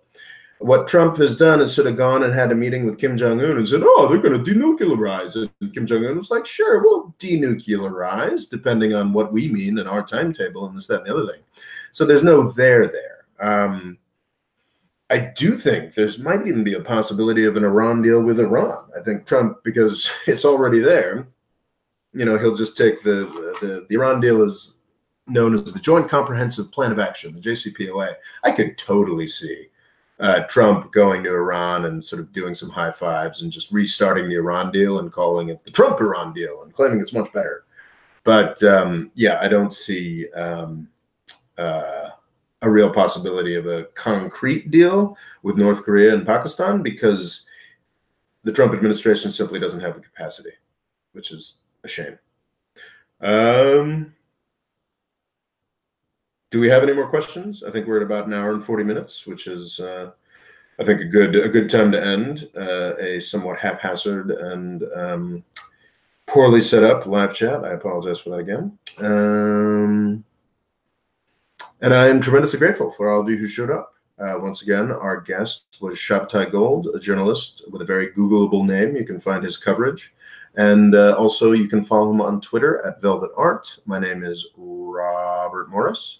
I can be found on Twitter at RoboLaw. You can find me right here. Please do subscribe and click the bell next to the subscribe button so you get notifications. I have written a short book called Everybody's Lying About Islam that is available on the Amazon Kindle and in paperback form that will tell you a lot about all of these issues, and I think really sort of gets at the truth about sort of terrorism, Middle East politics for the past 15 years, which can be found in the quite malign relationship between the United States and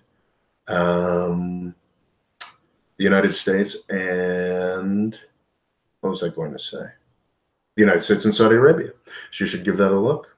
We've got folks showing up. LSD says, "Damn, just got here." Well, LSD, you probably shouldn't regret that too much. We did cover some very interesting stuff, but unfortunately, the technical stuff was not in as good order as it usually is. So. Do we have another question? Logo Cool Extreme asks, why is everyone Trump hires, even professional politicians with decades of experience, so incompetent?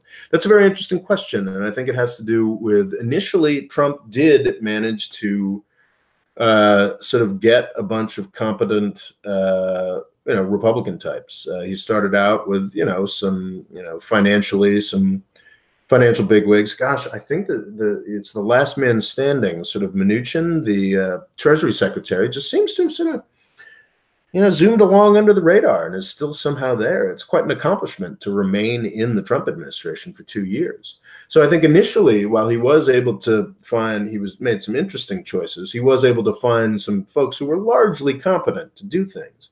Through a combination, I do think actually it is the extreme media scrutiny that Trump has gotten. That's maybe 10% of it.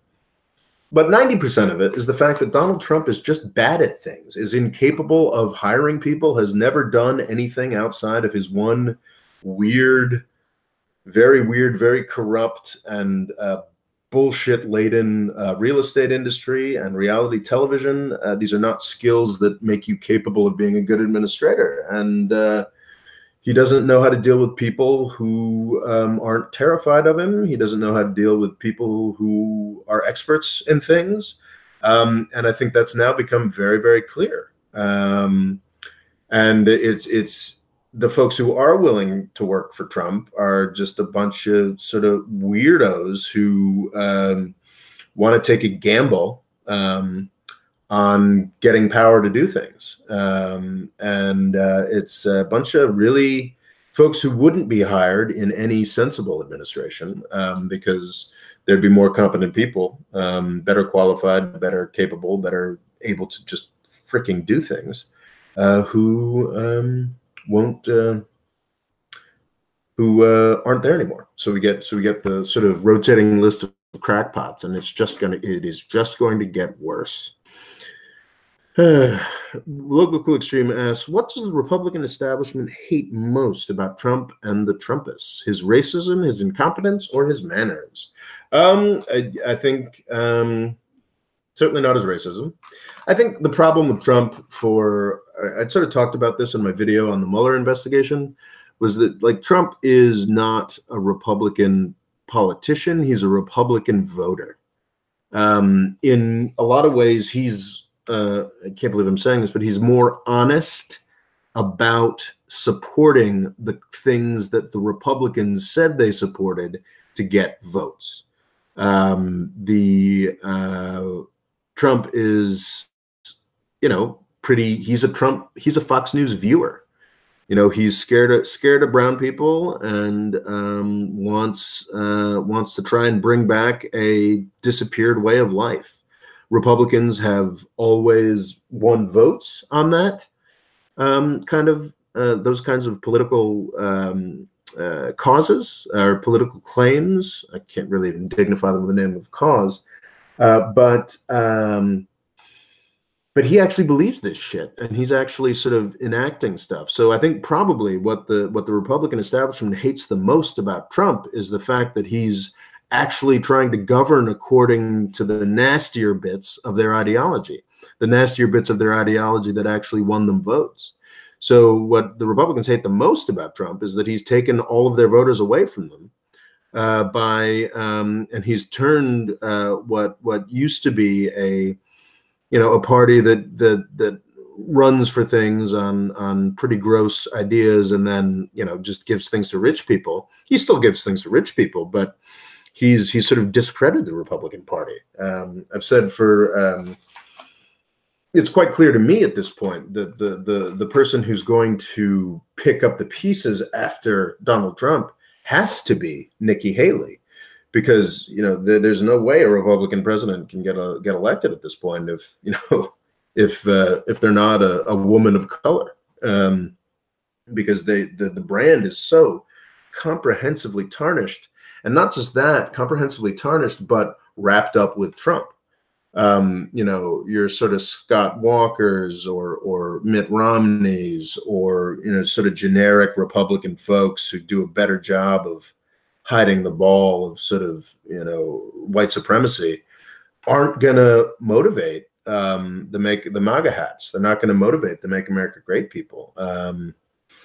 So the Republican Party's future at this point is either some other more competent version of a hate figure like Tom Cotton, who I just don't see winning a national election at this point, or a Mitt Romney type figure, sort of pro-business, will say the right things, right nasty things, but I don't see him actually having the support of the Republican Party anymore. So yeah, it's kind of grim. LSD asks, do you think that Trump has destroyed the future of the Republican Party? Depends on your time scale. It's not an immediate. Yes, it is. Sorry, it is an immediate destruction. It is a point where, for the Republicans to be competitive in 2020 or 2024, yeah, it's got to be Nikki Haley or nothing else. Yeah, I mean, do I think the Republican Party is going to blow up and fall away like the Whigs or the Know Nothings or other parties? Honestly, I don't think so. I think that we're just so wrapped into this Democrats versus Republican thing that we've had since the Civil War at this point, that I think what's going to happen by 2028, 2032 is that we'll still have Democrats and Republicans, but they will. It's basically what Trump has done that actually I think had to happen, and I would have liked it to have happened in any way other than this, is Trump has sort of destroyed the conventional identities of both the Republicans and the Democrats, and has really sort of mixed things up again. So I think we'll still have Republicans, Democrats. The Republicans will be competitive again. The question is whether that's 5 years from now or 15 years from now. I didn't get the math right there, did I? But that's the question. But yeah, I don't think the Republican Party is dead for all time, but I do think it is dead for a little while. Local Cool Extreme asks, is there any way for Trump to save white America? And I think that gets to something. I've had a video called Donald Trump is Killing White America, by the way, that by his sort of outsized, incompetent advocacy of causes like being angry at the NFL or Confederate flags or Confederate statues. He's actually helping to wipe away all these institutions quicker. And no, I don't think Trump is really capable of, as you said, saving white America. And by white America, I mean this sort of outmoded 1950s idea of what white America is. I mean, it's already gone. And what Trump is this sort of barbaric scream against that. So no, I think that ship has pretty much sailed.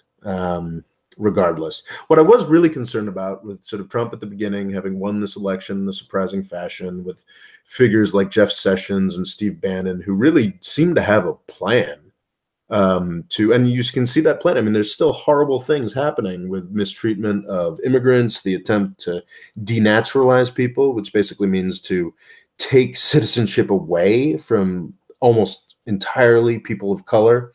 I think there's a story about a Polish doctor that's kind of interesting from Michigan, but generally it's people of color that are, not just losing green cards and getting deported, but U.S. citizens that they're actually looking into trying to take that citizenship away. I don't think that's actually happening. I don't think that could get past the courts, but at the beginning of 2017 with Steve Bannon, Jeff Sessions, and a whole bunch of, fairly competent, virulent racists, I was concerned that they could set something up that would actually, in a very fascist sense, make America whiter and make America more in tune with their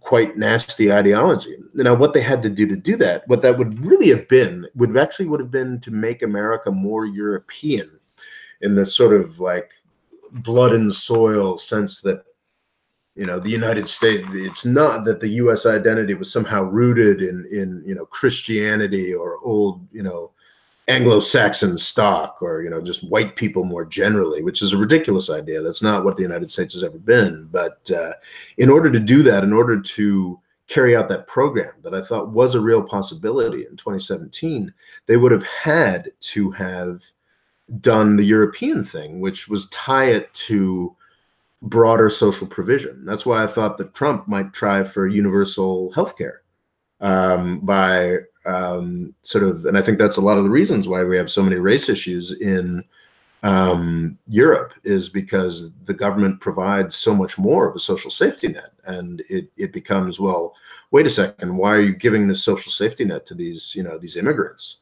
It belongs to us real Americans.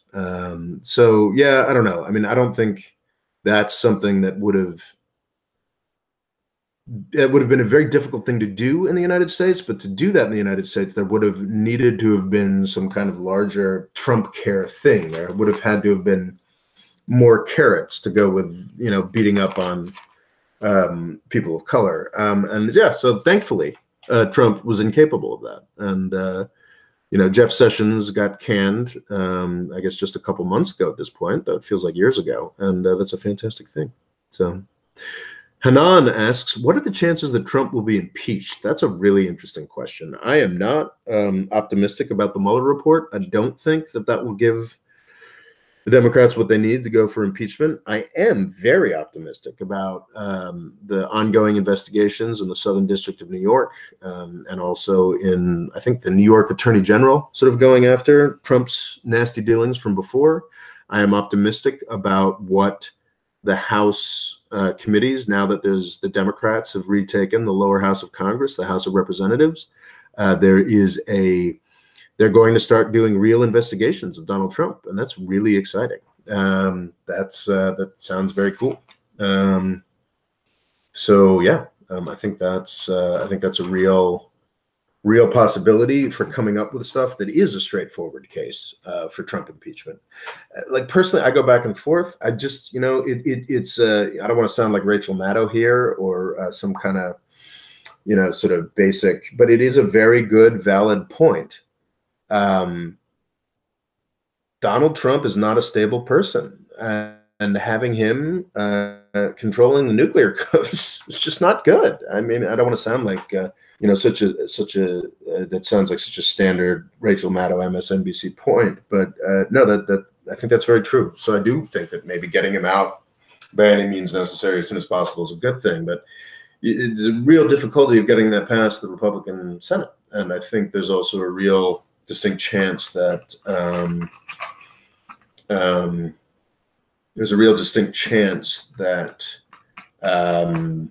we will beat him in 2020 anyway. So part of me is like, why bother? So I don't know. I go back and forth on impeachment.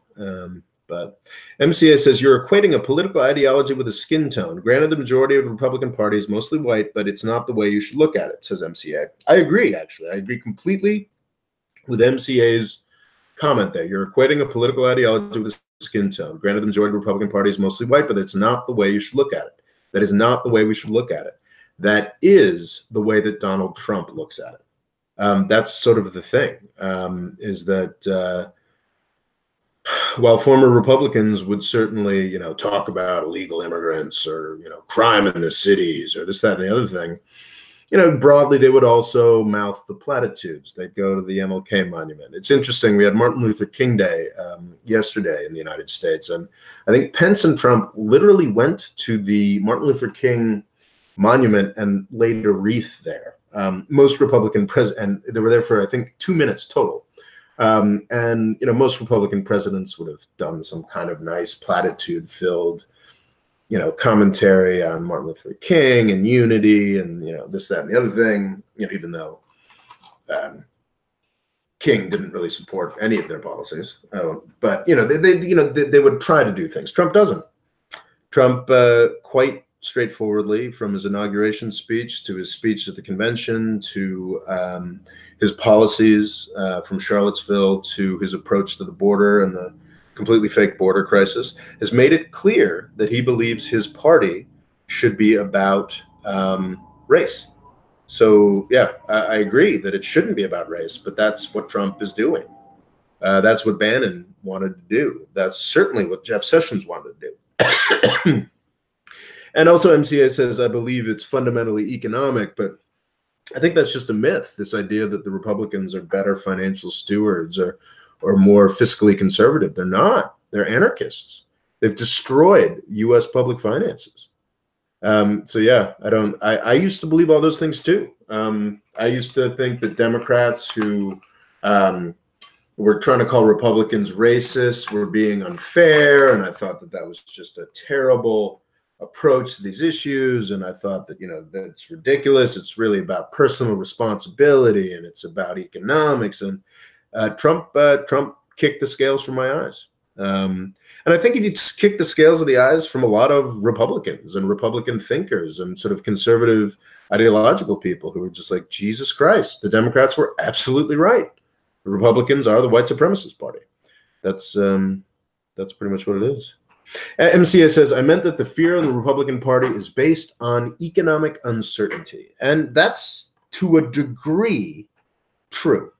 I think people have been poo-pooing that a lot and being like, oh, here's this racist thing that they did, and is it really about economic insecurity?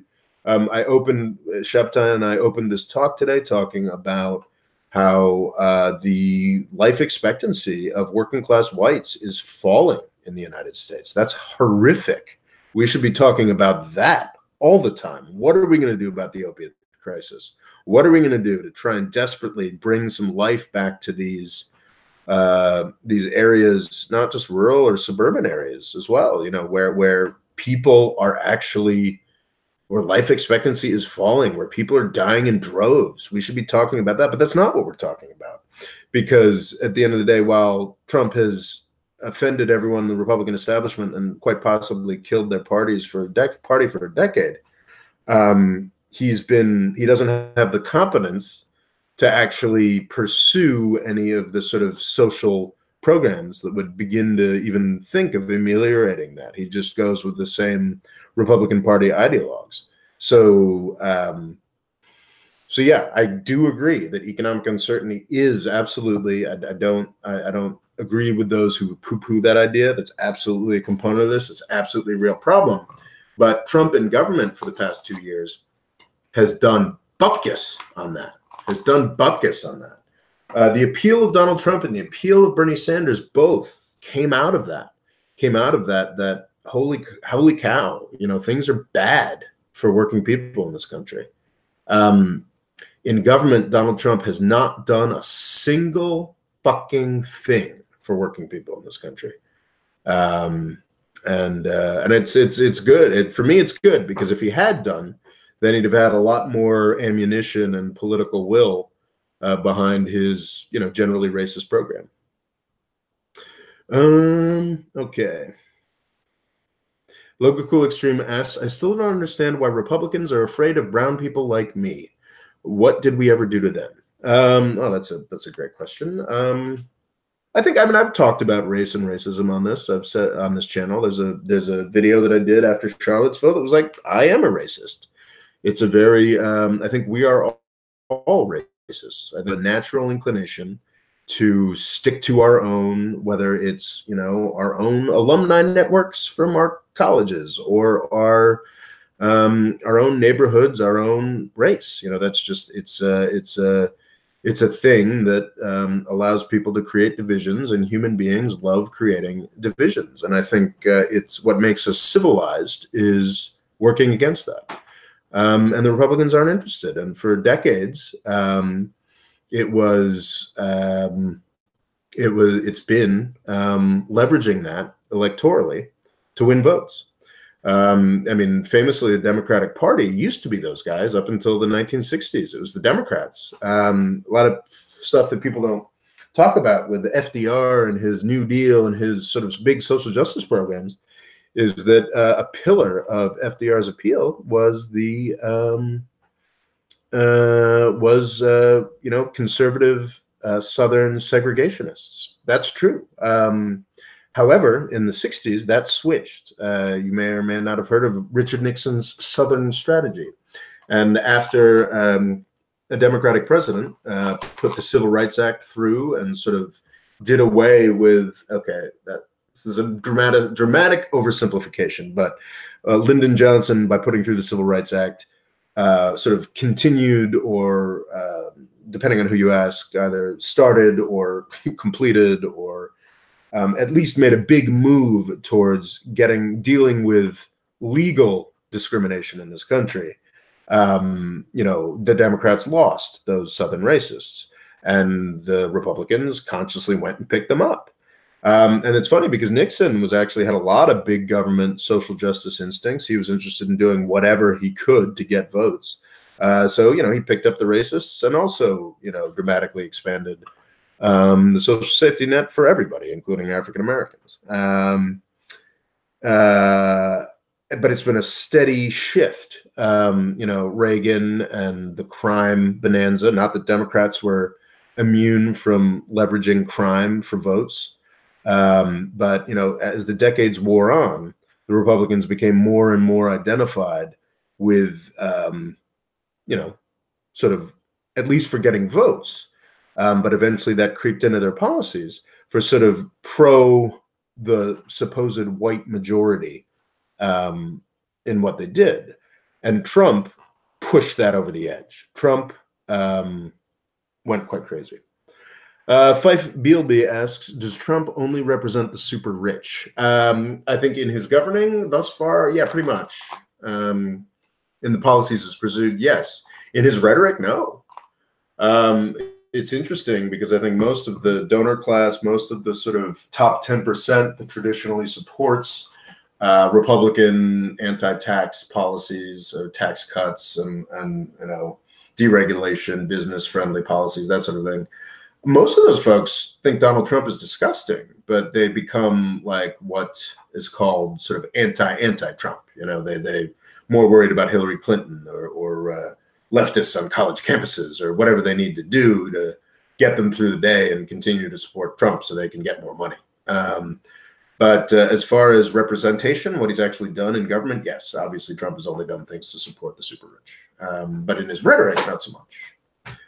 MC asks, what's your background, if I may ask? That question came up enough that I think there's a video from a couple months back. If you just click on the videos thing, there's who is this guy? Or, what is the MMFF? And I go into my background. I just briefly graduated from the University of Michigan with a double major in honors history and political science, worked for a number of years in inner city Washington, D.C. around the education system, not as a teacher, then went to law school, George Washington University. Then I worked as a corporate lawyer in Istanbul, Turkey, and started a YouTube channel and stopped doing lawyering. That would be my background quickly. Local Cool Extreme asks, once Texas turns blue, will they have the same problems as California? I don't think so. I think that I think Texas is going to turn blue. It's a question of when, but that doesn't mean that everything about Texas is going to automatically change. I think Texas has a much more strongly libertarian approach to a wide range of issues. If they have Democratic politicians, I mean, yeah, maybe they'd be, more friendly towards Medicaid expansions, that and the other thing, but that's not going to change the sort of baked in inclinations of cities and towns and the state of Texas, the Texas legislature, this, that, and the other thing. So it'll be very interesting when Texas turns blue because it'll be tremendously influential in the Democratic Party. And I think that it'll be a counterbalance actually to the sort of spin towards the left that some are seeing. I'm not sure if I really believe it in the Democratic Party. Morpheus S, fan of George Orwell? And I say, of course, who isn't a fan of George Orwell? He's a fascinating figure, amazing books. Big fan. Local Cool Extreme asks, are you getting exasperated by my questions? LOL. And I say, absolutely not. I'm delighted and very grateful to Local Cool Extreme, who not only shows up for almost all of these chats, asks good questions, but also interacts with me on Twitter. Was certainly, I think, the first person who interacted with me regularly on Twitter. And we've got a sort of growing group over there. You can come interact with Local Cool Extreme and I at, though I guess he's now Broly Extreme over there. Come interact with us on Twitter. My handle is at RoboLaw. We sort of do this all the time. Morpheus asks, when do you see the final end of global capitalism? Never, to be quite honest. I think the definitions, it's interesting when people talk about, oh, we're in late capitalism now. It's like, wait, so people are going to stop wanting to buy and sell things? I think a better question would be like our current model of finance capitalism, maybe, or I think capitalism will change dramatically out of all recognition. It's too big a word, but the idea that, global capitalism is going to end just sort of seems very silly. I think 50 years from now, it will be all of the things that we think, it's quite possible that all of the things that we think about as, the sort of central elements of global capitalism, the WTO, the IMF, big banks, that kind of thing, all of those could have faded away. But at the end of the day, capitalism will still, some form of, buying and selling and markets and whatnot will exist and will be, the mode of production, or will be the way that modes of production are organized or something like that. I don't know. MCA says Texas is already very diverse and full of liberal cities. I would not go so far as full of liberal cities. I think Austin is quite liberal. Parts of Houston and Dallas are quite liberal. But I mean, I'm not talking about just the simple fact of identifying as blue or not. I'm talking about how does zoning work in those cities? How do, maybe the Democrats come to power in Texas and all of a sudden Texas has an income tax for the first time ever. Maybe. But I don't think these, the question was, is Texas going to immediately have the same problems that California does? And I'd say absolutely not. It's just a completely different state, and also has a history of being sort of conservative or libertarian or sort of generally right-wing leaning forever. And that's not something that's going to be wiped away as soon as they have Democratic senators. Local Cool Extreme asks, what is your ideal form of neoliberalism? I merely see it as libertarians within the Democratic Party. No, I don't think that's a fair characterization. I did a video called What is Neoliberalism? Where John Coombs, another podcaster, and I just sort of spend 2 hours. Well, no, actually, that was part of another conversation, but there's a 15-minute chunk where we just sort of argued over neoliberalism, and nobody even really knows. It's an almost undefined term. I think it's not libertarian, though, because I think it's an appreciation for markets and what they can do, and capitalism more generally within the Democratic Party is not libertarian, not necessarily libertarian at all. I think that, in their best image of themselves, the sort of new Democrats, the sort of neoliberal Democrats like the Clintons and Obama to extent, just wanted a better way of managing capitalism, making government and capitalism work together better. That's not a libertarian view. That's that would sort of be neoliberalism. Okay, Morpheus says, shit, then the planet will die. Capitalism itself breeds inequality. Democracy, true, is impossible. I think you should read a little more history. I think, yeah, it's a possibility. The planet could definitely die. The planet could die tomorrow. We've got a deranged Cheeto with his finger on the button in the Oval Office. Very possible. I am not someone who's a big supporter of the climate apocalypse, but I don't want to go into that because we're already at 2 hours and 10 minutes. I think we're, MCA says, oh, Morpheus. And I think that's the appropriate approach.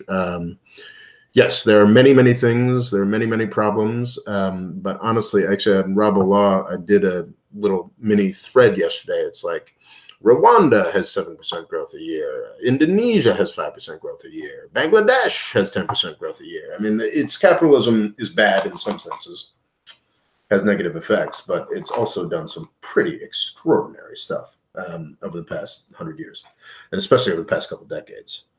As MCA says, Morpheus, capitalism is actually pretty cool. Fife BLB asks, am I a conservative? And I would say, yes, I absolutely am. I actually just tweeted, there was an amazing article, I think it was Yathi Gaming or something sent it to me. No, maybe it wasn't him. But anyway, in the YouTube comments, somebody sent me this amazing Canadian article on sort of being a conservative means actually conserving things. I do consider myself a conservative. I love the U.S. Constitution. I'm not a big fan of the power of Washington, D.C. and big government. However, I believe that the current Republican Party is not a conservative party. I think it's an anarchist party. Morpheus, it's nice to see. He says, I know history. Capitalism is an old system and must go. It was good, but it is old. Somebody's been reading Marx. Weirdly, Marx has gotten most of his program enacted, but it's actually capitalism. So, yeah, I don't know. I'm a supporter of capitalism. I think a good thing to end on, because we've been doing this for 2 hours and 10 minutes now, is, Morpheus, capitalism is actually pretty cool. Once again, for the first half of this talk, we had a guest, Shabtai Gold, a real journalist and an old roommate of mine. We talked about Washington, D.C. Shabtai lives in Washington, D.C. and covers the U.S. government. He can be found on Twitter at Velvet Art, and you can find his news articles at Shabtai Gold. My name is Robert Morris. I put up a new video every Tuesday. They are most often much more. I do these live chats sort of. I'll usually do 4 or 5 produced videos, and then I'll do a live chat or 2, sort of mix it up a bit as I try to finish my next book, Avoiding the British Empire. All right. And I hope to see you all again soon. And apologies for the problems here. Robert Morris at Robbo Law on Twitter, at The Golden Age on Instagram. I've got a website, www.morefreedomfoundation.com, where I won't post this, but I do post discussions of my more produced videos. And if you just click on my channel and then click on the videos page, there are, 380 videos available, both longer form conversation chats like this, but primarily shorter produced videos that attempt to, in 5 to 10 minutes, add something to the conversation. All right. Thank you so much. And I think with that, I am going to close. Y'all are the best.